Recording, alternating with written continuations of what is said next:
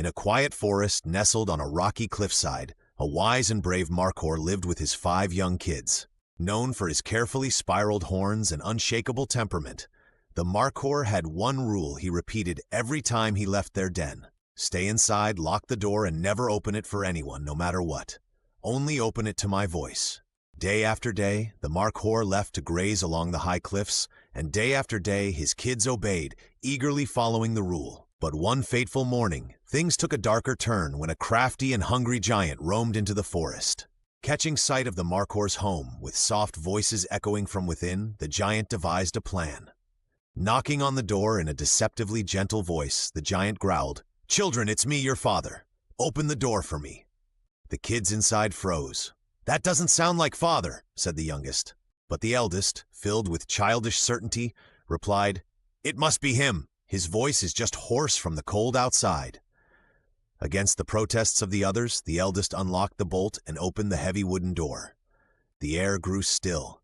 Before anyone could scream, the hulking form of the giant stormed in. One by one, the giant snatched up the Markhor's kids, devouring them in ravenous gulps. The youngest, smaller and quicker than the others, dove into the shadows and hid beneath an overturned clay pot. Silent tears streamed down his face as he listened to his siblings' cries get swallowed by silence.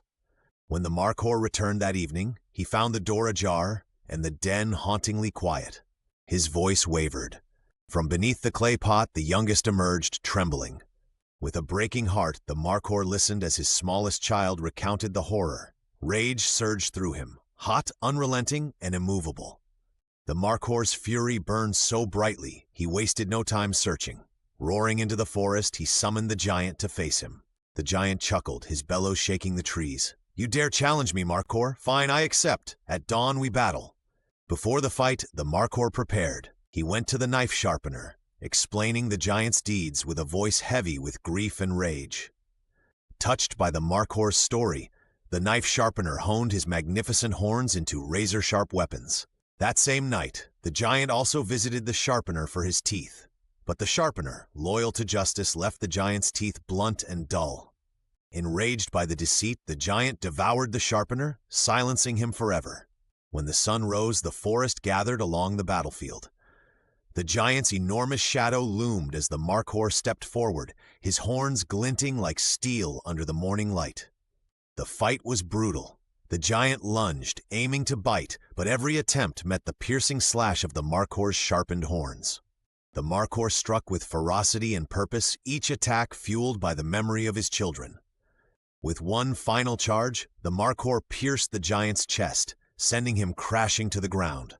The earth trembled beneath the weight of his defeat.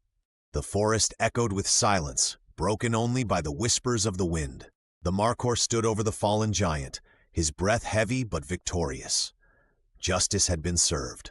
Carrying the memory of his children, he returned to his youngest, vowing to never let their sacrifice be in vain. And so the forest was safe once more. But all who heard the tale remembered the importance of caution and the unbreakable strength of a parent's love.